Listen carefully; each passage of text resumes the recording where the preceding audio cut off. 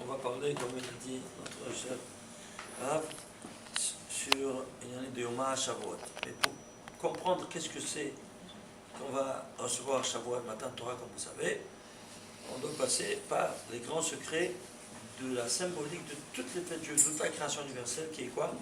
La Menorah. Vous avez entendu parler un peu de la Menorah? Oui.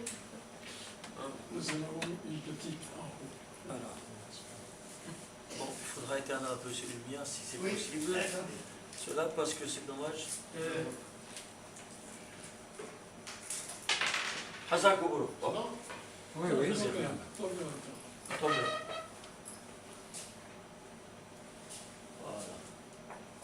Votre portefeuille là dessus. Alors, qu'est-ce que la Menorah? Si nous voulons définir qu'est-ce que la Menorah par une sentence lapidaire, on dira que c'est le plan de la création universelle. À quoi la chose ressemble? Un ingénieur, avant de faire une maison, qu'est-ce qu'il fait d'après vous? Les plans. En fonction des plans, il va réaliser son œuvre. Ainsi, il a dit Rabbi Shimon ben Yochai, il a dit Istakel Boraita ou Bar Alma. Il a vu dans la Torah comme un ingénieur qui consulte ses plans et il va réaliser son œuvre. Alors, si c'est le plan, il était préexistant avant la création du monde, oui ou non? Un plan. Il existe avant les fondations, avant tout, oui ou non? Alors, démontre-le-moi que c'est le plan de la création universelle, quoi, la Torah. Alors, voyons un peu comment on va développer cette démonstration scientifique. C'est ça. Suivez-moi. Quel est le mot qui va nous définir qu'il a eu un commencement dans la création? Le premier mot de la Torah. Donc, qu'est-ce qu'il dit la Torah? Bereshit. Qu'est-ce que ça veut dire Bereshit? Au début. Et avant ce début, qu'est-ce qu'il y avait? La Torah. C'est clair ou pas? Alors, on voit. Oui, vous avez compris? Oui. C'est clair, c'est logique ou pas? La Torah a toujours été existante, universelle. Oui, mais démontre-le-moi. Tu es en train de me dire, ça va, tu es toujours... Bon, allô.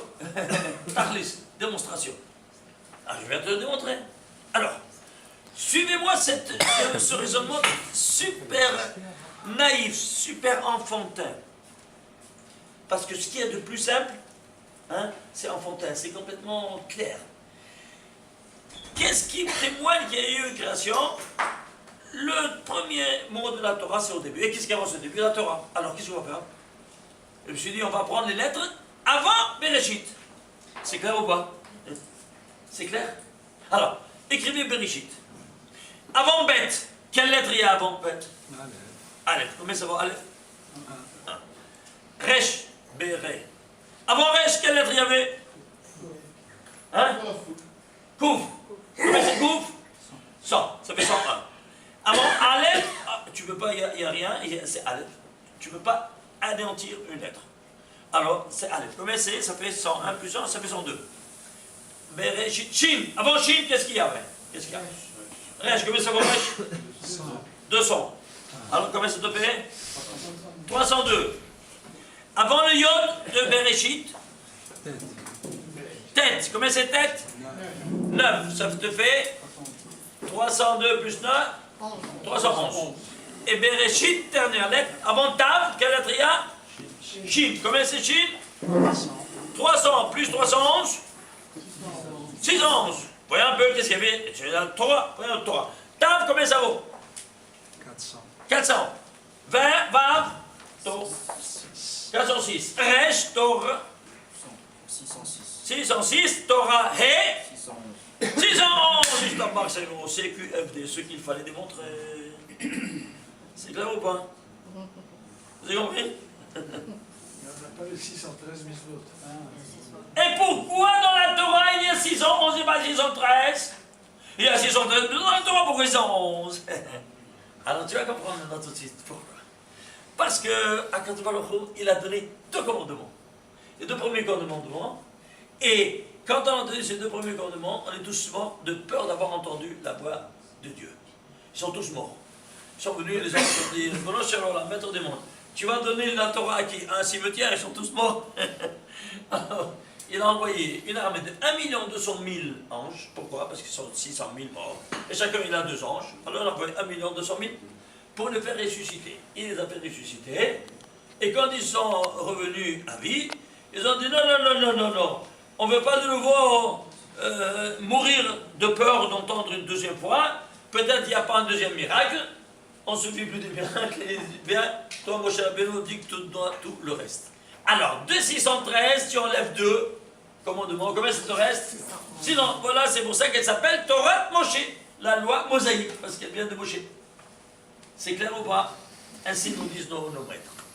C'est clair? C'est pour ça que ça fait 611, Torah.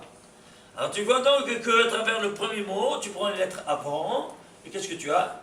Tu as le mot Torah, très bien. On a découvert, on a démontré comme ça le mot Torah qui existait, qui préexistait avant la création du monde. Alors maintenant, si c'est ainsi, alors qu'est-ce qu'il va? Ils vont consulter la Torah. Mais si c'est un plan architectural, il doit y avoir des calculs et des schémas. Tu ouvres tous les deux rouleaux, tu trouves ni un calcul, n'est-ce pas, ni un schéma. Alors qu'est-ce que tu dis, toi, que ça c'est un plan architectural? Viens, mon cher Benou, et il nous dévoile ce tableau que vous voyez ici, et il nous dit, tu sais, il y a ici un décodage du message divin. Chaque lettre a correspondance mathématique. Aleph vaut 1, Bet vaut 2, Gimel vaut 3, ainsi de suite, en ordre chronologique jusqu'à 9. La 10e lettre vaut 10, la 11e vaut pas 11, elle vaudra 20, parce que la 10e ouvre les dizaines. Alors ça fait 10, 20, 30, 40, 50, 60, 90, 100, ça fait pas 110, ça fait 200, 300, 400. Vous avez compris? Ensuite, dans un deuxième décodage, les lettres finales. Les lettres finales vont continuer. Comment vont continuer? Eh bien, la première en apparition des 5 lettres finales, c'est quoi? Chaf. Alors, Chaf Sophie, ça fait 500. Après, Ababator, même Sophie, ça fait 600. Après, même, il y a Noun, ça fait 700. Après, il y a P, ça fait 800. Et ça fait 900. Après, qu'est-ce que tu as? Après, tu dis, tu as 1000. Comment on dit 1000? Elef, eh bien, écrit Elef. Elef. Bien, Elef, c'est la même lettre de Aleph. Aleph, c'est combien? C'est 1, tu retournes à 0. Je marche. Tu piges? Ça fait Elef Rabati. Tu vois ce décodage? Voilà. Tu as maintenant ça, un décodage où tu as ici toutes des potentialités, on va dire quoi? Des kilohertz. Oui, des kilowatts. Chaque lettre a un certain voltage. Tu vas faire l'équation d'un mot, tu as un certain voltage. Quand tu as un autre mot qui a de la même valeur, le même voltage, il y a un dénominateur commun. Alors à toi maintenant de décoder, de voir quel est le dénominateur commun qui relie ces deux notions qui apparemment n'ont aucun rapport. Vous avez compris comment ça fonctionne? Ça c'est à travers la guématria. La guématria c'est quelque chose de fabuleux, vous n'avez pas une idée. Vous n'avez pas une idée, c'est un masque. Un masque qui nous cache des secrets énormes. Je peux vous donner un petit exemple, si vous voulez. C'est quoi? Regardez par exemple. À travers ce système de décodage, très simple. Voilà. J'ai pris ici. Photocopier ici, comme vous voyez, tout le récit de la création universelle, des 7 jours. Vous voyez ici, c'est la Torah. Bereshit, vous voyez. Bereshit, c'est ça. C'est une colonne de la Torah photocopiée. Bereshit, bara Elokim et Hashemot. Yom Echad, deuxième jour, troisième jour, quatrième jour, cinquième, sixième, jusqu'ici Yom HaShishi, Shabbat. Bara Elokim la'asot, septième jour. Donc jusqu'ici, c'est qu'est-ce que tu as? Tu as ici exactement le récit des 7 jours. Il y a 1815 lettres. Toute la Torah, elle est enfermée dans ces 1815 lettres. Ok? Ah, maintenant alors. Et puis on va voir le poids numérique, combien de voltage il faut pour réaliser le monde, puisque ça c'est la synthèse de toute la Torah. Le récit des 7 jours, nous disent nos maîtres, ça contient toute la Torah en ADN. Tu sais, je prends l'ADN de ton corps, je peux reconstituer tout ton corps ou pas? N'est-ce pas? La même chose ici. Tu veux reconstituer toute la Torah? Prends le récit des 7 jours. Tout est là-dedans. En ADN. Alors tu vas prendre ça. Et qu'est-ce que tu vas? Venez par ici, mais c'est dommage si vous ne voyez pas. C'est dommage, venez, il y a de la place ici. C'est bon, on voit très bien. Alors, en bas, j'ai dit, c'est physique, ils nous font un très grand escompte. Oui, il y a 1815 lettres. Tu vas plonger dans une piscine, tu ne te noies pas. Mais si tu te plonges dans un océan 300 000 mètres, tu te noies. On se perd. Ici, tu ne te perds pas. Très bien. Alors, quelle est la valeur numérique de tout ça? 110 601. La gamatria, la valeur numérique de toutes ces 1815 lettres, c'est toute la création universelle, son poids numérique, 110 601. Asma. Eh bien, Asma, maintenant, qu'est-ce que tu... J'ai maintenant un poids. J'ai traduit toutes ces lettres en équation mathématique. Maintenant, qu'est-ce que je dois faire avec ça? Ah, si tu ne sais pas, tu n'as pas étudié, alors tu sais pas quoi faire. Suivez-moi. On provient, nous dit Rabbi Shimon Berin, des 5 mondes métaphysiques. Atzilut, Beria, Yetzira, Asiya. Ils seront animés, ces 4 mondes, qu'on étudie en Kabbalah, par Yud, Ke, Vav, Ke. Les 4 lettres du tétragramme divin. Ah, il y a 5 mondes. Le 5e, il est tellement élevé qu'on n'étudie pas, il n'y a pas, même pas ni lettres, ni gematria. Mais sache qu'il existe, il te dit. Alors, nous provenons de 5 mondes. C'est pour ça que tu as 5 degrés d'âme. Nefesh, qui s'appelle Nefesh, Ruach, Neshama, Haya, Yehida. Tu les as salis avec tes péchés. Tu dois aller à la laundrette une fois dans l'année, nettoyer bien ces taches que tu as tachées, ces 5 degrés. Et quelle est la laundrette de l'âme? Le principe de l'âme? Yom Kippour. Combien de prières tu fais en Yom Kippour? Combien? 5. Et pourquoi? Arvit, tu nettoies le Nefesh. Shahrit, le Ruach. À Moussaf, le Neshama. À Minha, Haya, et la Ne'ila Yehida. Tu es parti, tu pars de zéro, tu as tout nettoyé, tu repars de zéro. Tu piges? C'est clair ou pas? Ah, c'est pour ça que ce monde-ci, il est structuré sur le même modèle du monde métaphysique. Alors, si en haut, on nous envoie des messages métaphysiques, alors tu as 5 antennes différentes que tu ne les vois pas, qui captent tous ces messages de ces 5 mondes. Ce monde-ci, il est fait sur l'image et ressemblance du monde métaphysique, alors il aura des messages physiques. Alors il va te donner des antennes physiques pour capter ces messages physiques. Quelles sont ces antennes? Les sens, combien de sens tu as? 5. Non. Combien de sens? 5. 5? Pourquoi 5?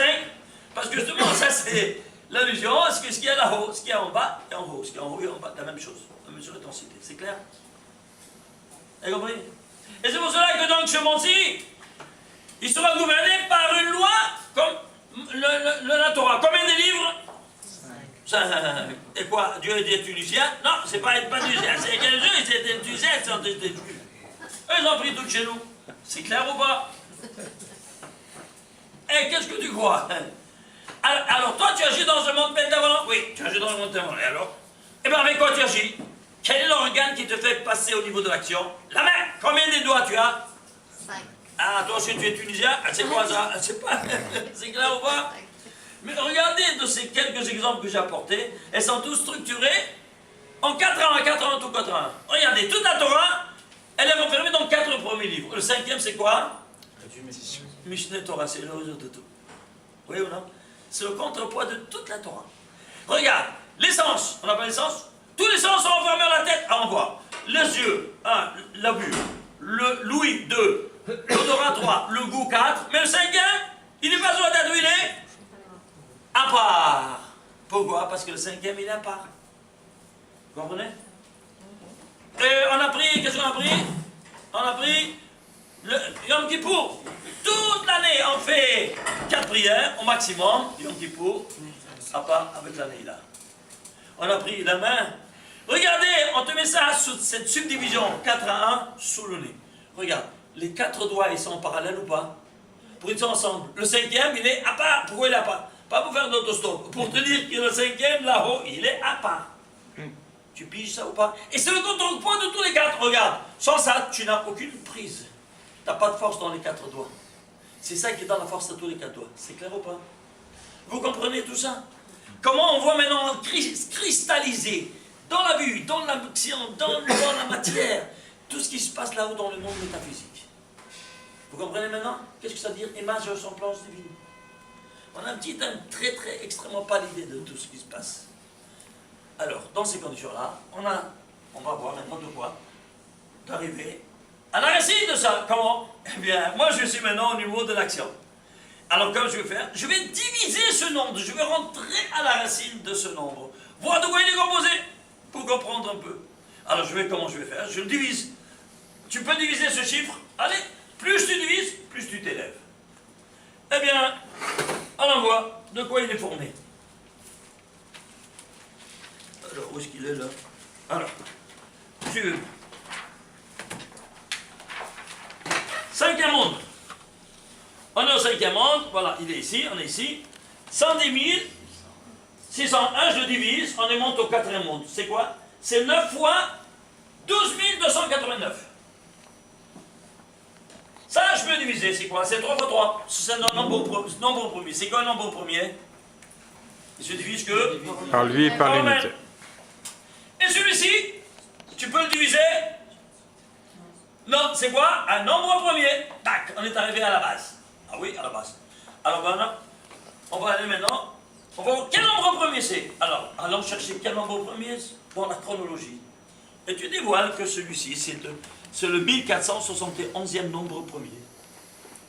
Ah, ça te fait toujours 3 fois 3 par 1000, tous les nombres premiers. 3 fois 3 par 1471. C'est 3 nombres premiers. Et ce nombre premier, c'est quoi? On va le chercher sur la chronologie, c'est un nombre premier, parce que je ne peux pas le diviser. Quel nombre premier c'est? Eh bien, tu vas et tu le vois que c'est le 234e nombre premier. Tu arrives au deuxième monde. Tu vois, K, Vav, K, Yod. Tu arrives ici, au monde de la Tzilut. Et tu vois, à 234, je peux le diviser. Oui, combien? Eh bien, c'est 9 fois 26. C'est 9 fois... Ah 9 fois par 9 fois 26, c'est-à-dire. Eh bien, je vais faire homogène. Ce qui est homogène, je le mets ensemble. 9 fois 9, combien ça te fait? 81? Ben, c'est 81 fois 26. Je suis arrivé au monde, dans le cinquième monde, je serai au sommet. Au sommet de cette escalade métaphysique, oui. Eh bien, traduis maintenant. C'est quoi 81? C'est Anochi et le 26. Hachem, Ishtabach Shemo. Wai. Qu'est-ce qu'il y a à la tête de cette pyramide d'escalade métaphysique de toute la création universelle? Anochi Hachem. Wai. Tu piges? Est-ce que vous arrivez un peu à digérer ce que je vous montre ici?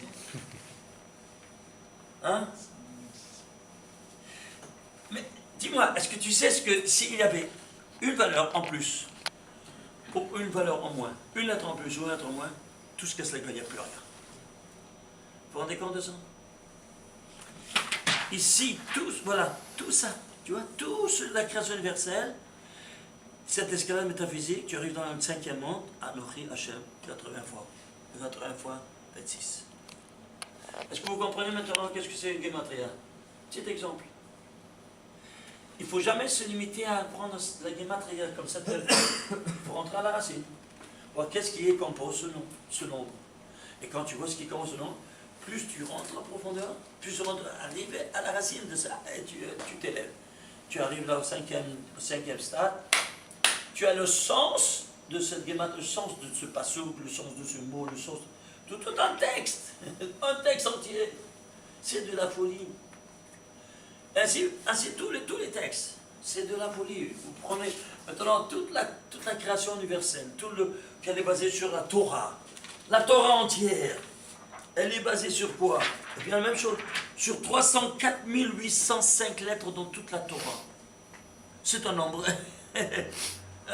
Quand tu commences, tu fais cette escalade, n'est-ce pas? Et tu arrives où ça? Tu arrives à 64 fois 6, par 75, 2 fois. Pourquoi? Qui tu as? Eh bien, 64 c'est quoi? C'est l'équivalent de Adam et Chava.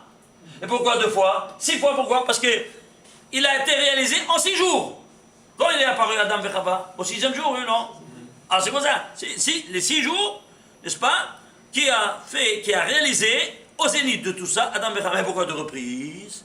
Parce que la Torah, c'est la neshama qui va faire vivre et le corps et l'esprit de l'homme.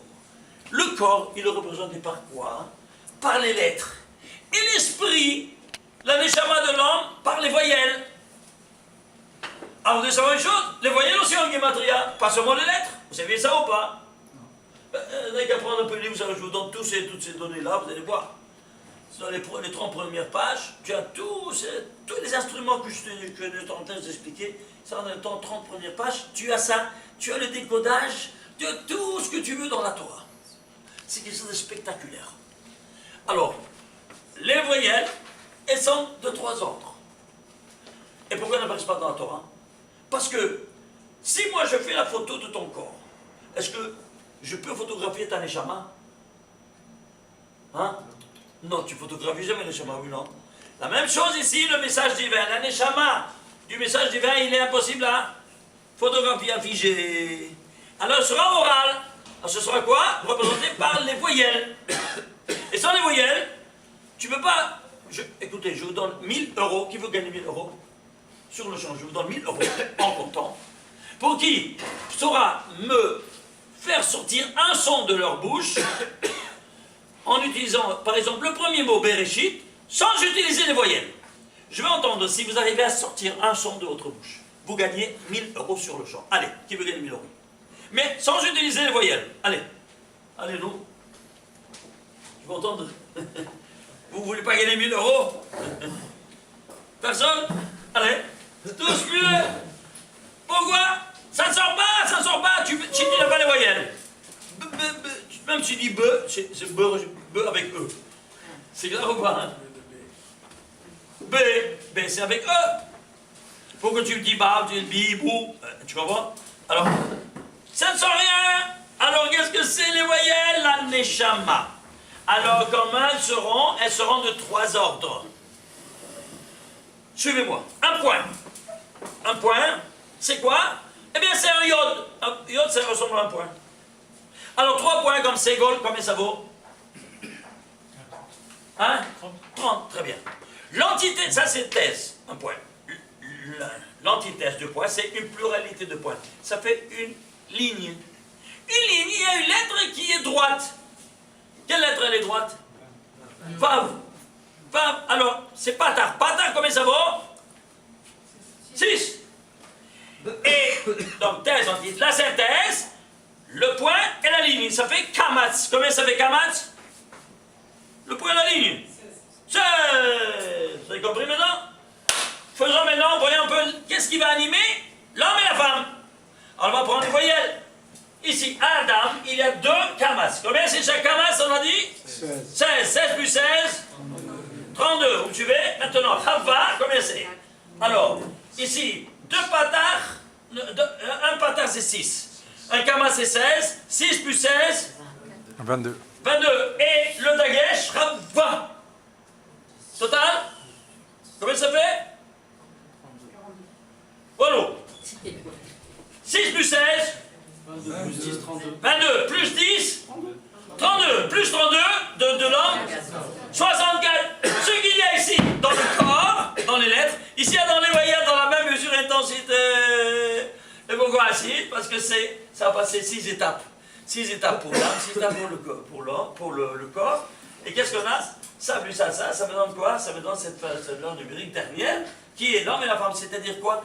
Chaque lettre de la Torah va animer l'homme et la femme dans la même mesure d'intensité, soit le corps et soit l'esprit.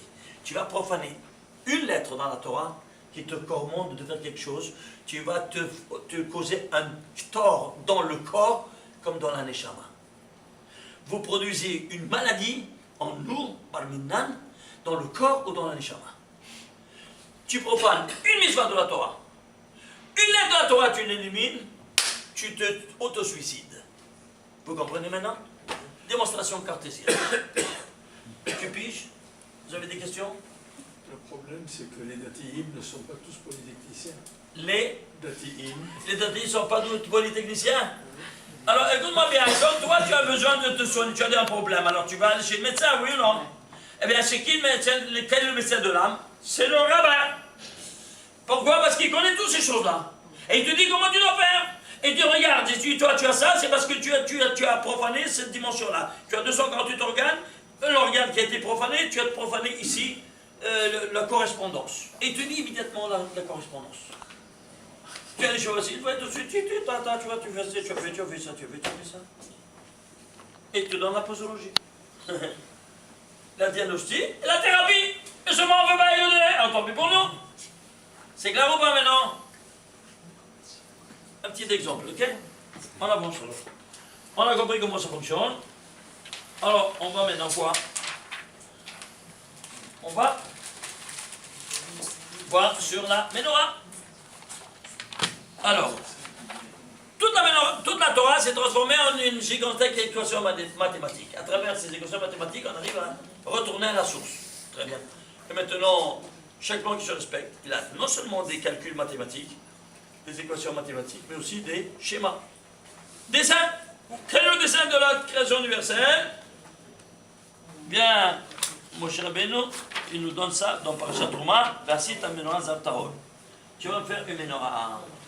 La Menorah, c'est le plan de la création universelle. Comment c'est le plan de la création universelle? C'est simple, regardez. Vous voyez qu'il y a 6 branches qui sont accessoires par rapport au tronc qui est principal. Et il nous dit, voilà comment je vais structurer ma création. Il y aura 6 jours qui seront accessoires et un qui sera principal. C'est clair? Qu'est-ce qu'on a? Les 6 jours de la semaine qui sont profanes et le 7e qui est principal, qui est Shabbat. Mais quel sera l'ordre de la création? Regardez, vous voyez ici, les lumières, elles sont convergentes vers le centre. Droite à gauche, gauche-droite, vers le centre. Cette convergence de lumière nous impose de numéroter les branches en fonction de cette convergence, de l'externe vers l'interne, en progression comme ça. Alors, d'où va-t-on commencer? C'est l'unique question qui reste encore résoudre. Droite-gauche ou gauche-droite de les numéroter, d'après vous? Dans le sens de la lecture. Hein? Droite-gauche. Droite-gauche, dans l'ordre d'écriture de la langue sainte. Alors ça c'est 1, tu vois, de droite à gauche, c'est 1, 2, 3. Tu es arrivé au centre, 4, 5, 6, ça c'est la 7e. Très bien. Alors tu vas prendre le récit de la Torah, tu vas ajouter à chaque jour sa création. Alors tu es premier jour, lumière et ténèbres. Deuxième jour, les eaux séparées au supérieur et au inférieur. Troisième jour, la terre ferme et la végétation. Quatrième jour, tu vas là-bas, le soleil, la lune et toutes les galaxies. Le 5e jour, les volatiles et les poissons. 6e jour, l'homme et les animaux terrestres. 7e jour, le Shabbat. Pourquoi cet ordre? C'est très simple. Suivez-moi. Cette lumière qui a été créée au premier jour, c'est une lumière spirituelle que nous ne connaissons pas sa nature, parce qu'elle a été mise en visage, réservée pour les tzadikim, la d'abord. Cette lumière spirituelle, imaginez-vous ça, elle trouvera son perfectionnement au 4e jour par la lumière matérielle du soleil que tout le monde connaît. Merci. Voilà. Le lumière matérielle. Et la lune et toutes les galaxies, la population du monde des ténèbres. 1, 4, 2, 5, la même chose. Les deuxièmes jours, elles ont écrit les eaux. Elles sont séparées au supérieur ou au inférieur. C'est dire les eaux supérieures. Le ciel, comment on dit le ciel en hébreu? Pourquoi Shamaim? C'est la combinaison de 2 mots. Sham, Maim. Là-haut, les eaux. Ah, il y a des eaux, oui, il y a des eaux supérieures et inférieures. Alors, ça, c'est le ciel. Et ça, c'est les eaux inférieures. Alors, les eaux supérieures au ciel trouveront son perfectionnement au 5e jour par la population du ciel qui, les volatiles. Et les eaux inférieures, les poissons. Je t'embarque chez moi. Ouais. 3e jour, la même chose. La terre ferme trouvera son perfectionnement au 6e jour par la population de la terre ferme, qui sont l'homme et les animaux terrestres. Et leurs moyens de substantion des deux, parce que même les animaux étaient végétariens. La végétation, terminer la création en 6 jours. Qu'est-ce que tu vois ici? Tu vois une création qu'elle est réalisée en 2 étapes. De 3 manières. Et pourquoi? Parce que là, on met la Shoshan Evonim. Le mot subsiste sur 3 choses. Oui? Ce que dit Pirkei Avot, Torah, Avoda, Gemilut, Chasadim, c'est un petit exemple. Tout est basé sur une tridimensionnalité. Suivez-moi. Si par exemple, on va prendre Adam Arishon, le premier homme, il a eu combien d'enfants? 2. Alors, et Ishad, c'est quoi? 3. Caïn, avec le 7. Deuxième humanité, on repart de 0 avec qui? Avec Noir. Combien d'enfants il a eu? 3 enfants. Au niveau patriarcal, combien de patriarches? 3. Au niveau du message divin, 3. Tanakh, Torah, Lévim, stop. Plus rien. C'est clair? Au niveau de l'arche sainte, 3 arches saintes, une dans l'autre. En or de Hatzechetim et en or interne. Oui, non? Ainsi de suite. C'est une conférence écrite tout en livre à ce propos de la tridimension, c'est incroyable. Combien d'effets juifs, Shorosh Regalim, ainsi de suite, c'est interminable. Mais toutes ces 3, elles sont ensemble. Mais tout ce que tu es en train de me dire, parce que tu es un rabbin, tu es barbu, tu es là qui part, alors l'envoie au niveau scientifique. On passe au scientifique. Le monde subsiste sur une tridimensionnalité vectorielle qui sont le temps, l'espace et la matière. Le temps, il est aussi tridimensionnel, passé, présent, futur. L'espace, tridimensionnel, x, y, z. Les 3 coordonnées de l'espace euclidien. Et la matière, elle subsiste à 3 stades. À l'état gazeux, liquide et solide. Tu piges? Alors, ces 3 qui sont en fait 9 en détail. Combien de chiffres tu connais en mathématiques? Combien de chiffres tu connais en mathématiques, maximum? 9 ou 10? 9 et le 0. Et pourquoi le 0? Ah, pourquoi il a une autre dimension, le 0. Pourquoi?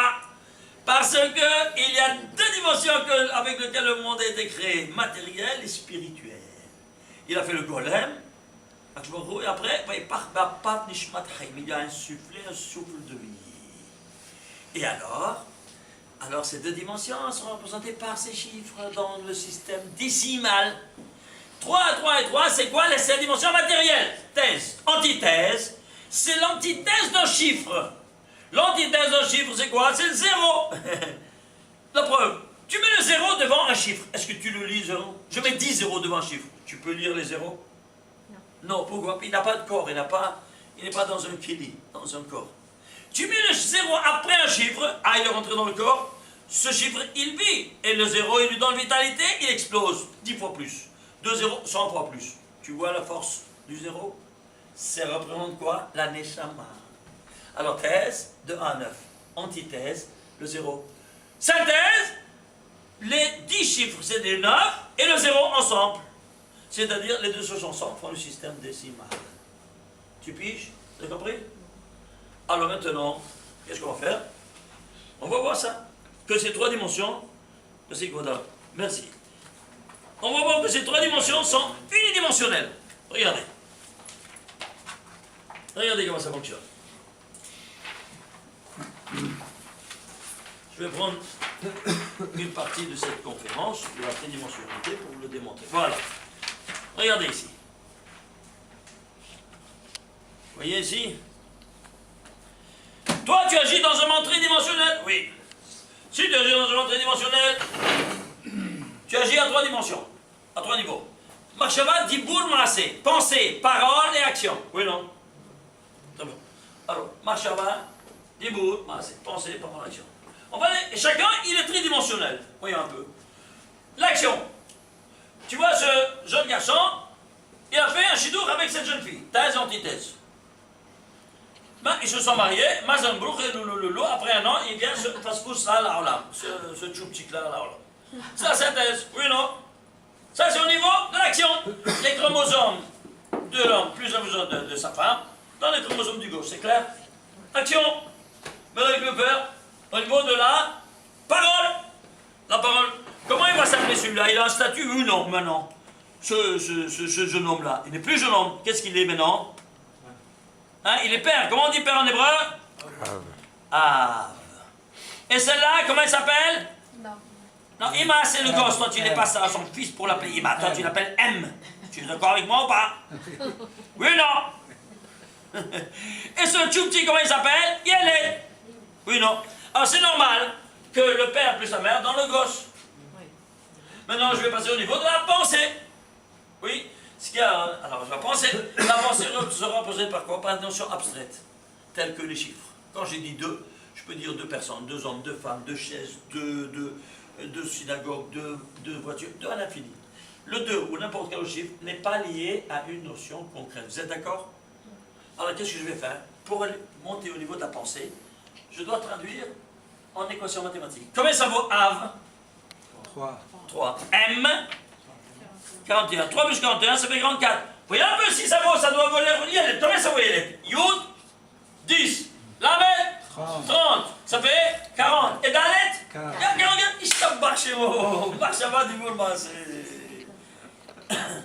Ils sont chanceux, ces barbus.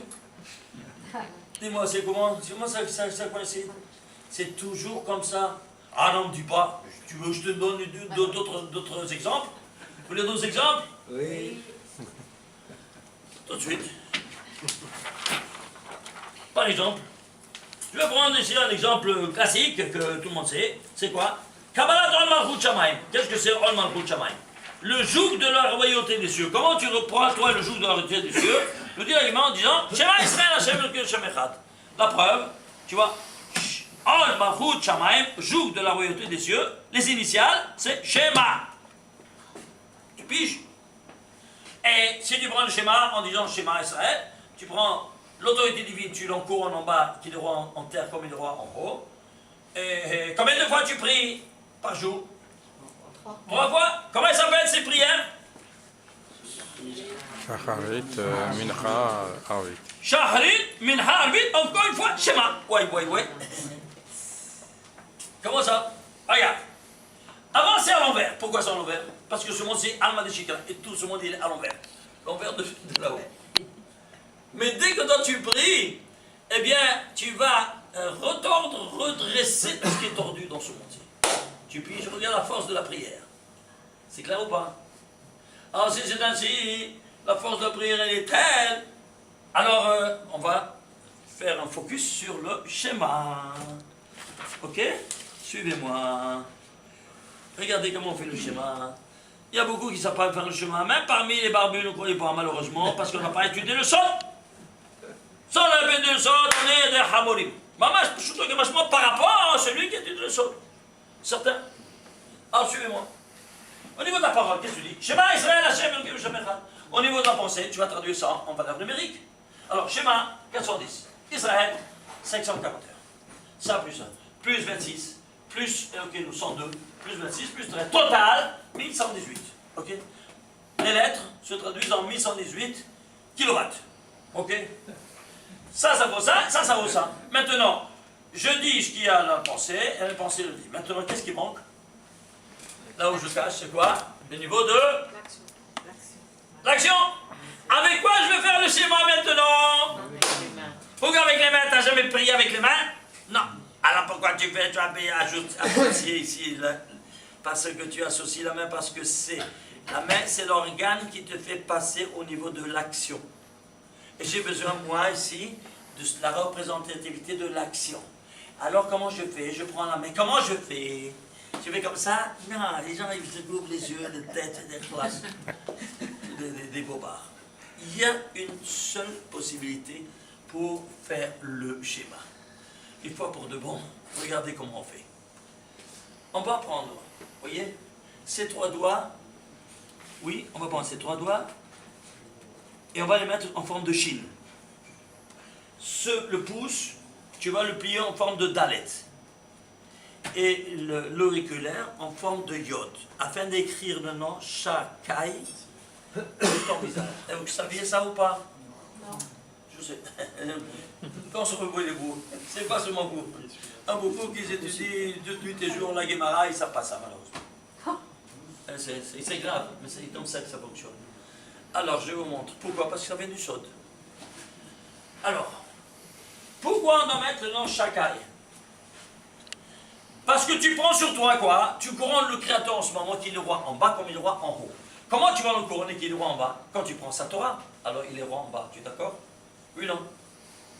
Alors, où c'est allusionné tout ça dans ce geste? C'est simple. Il y a une loi qui dit que si tu prends l'initiale d'un mot, tu prends tout le mot. C'est comme si je prenais ta tête, je prends tout ton corps. Tu es d'accord? Très bien. Alors, on va prendre les initiales de toute la Torah qui est articulée de 5 livres. Prenons les initiales des 5 noms des 5 livres. C'est clair? Bereshit, combien ça vaut bête? 2. Shemot, Shin, combien ça vaut? 300, ça fait combien? 302. Vayikra, Vav, ça te fait 308. 308. Bamidbar, bête, 2, ça te fait 310. 310. Devarim, 4, 314. Shin, combien ça vaut 300. 300. Yod, 10 et Dalet. Boule 314. Je t'embarque chez moi. Ouais, tu piges. C'est clair ou pas? Alors les gens qui font comme ça, les pauvres types, tu les vois tout de suite, des pauvres types, là pas après.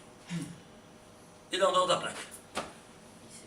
Il voyait son grand-père ouvrir les yeux, mais il n'a pas vu, il n'a pas expliqué exactement comment. Ah, il se coupe les yeux comme ça.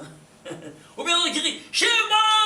Qu'est-ce que tu as crié? Il est sourd là-haut? Non, premier volet. Alors calme-toi, premier volet, deuxième volet. Essaie de comprendre, ici tu dois ajouter le niveau de l'action. Parce que sinon, ça te manque une dimension. Et regarde, si tu ne fais pas ça, qu'est-ce que ça te manque? Alors, combien des doigts tu as mis en action? Combien de doigts? 5. 5. Prenons leur nom. Comment il s'appelle ce nom-là, ce doigt-là? Pardon? Le pouce à la Ah, il n'y a pas de pouce, on ne pousse rien du tout ici, on est en Israël. Il n'y a pas de français, c'est clair ou pas? Si tu parles le français, tu pousses tu recules. C'est clair, sachez-le. Et oubliez le français. C'est clair ou pas? Sinon, on est au devant de la plaque, tu n'arriveras jamais où on ne veut arriver. Alors, ça s'appelle Bohem. C'est clair? Ça, c'est un nom qui est dans la Torah. Pas Agoudal. Dans la Torah, c'est pas écrit Agoudal, c'est écrit Bohem. C'est clair? Tu vas prendre Bohem. Tu fais la guématron de Bohem. Combien ça vaut Bohem? Ça te fait combien? 57. Deuxième, comment il s'appelle celui-là? Etzba. Alors, Etzba, tu fais la guématron de Etzba, ça fait 163. Comment il s'appelle celui-là? Amma. Tu fais Amma, combien c'est? 46. Comment il s'appelle celui-là? Kemitza. Kemitza, c'est 245. Comment il s'appelle celui-ci? Zeret. Zeret, c'est 607. Si tu fais la somme de tous, mais ça dit, je t'embarque chez moi, marche à Wadi pour passer. Khadhem, ils sont une seule. Ouais.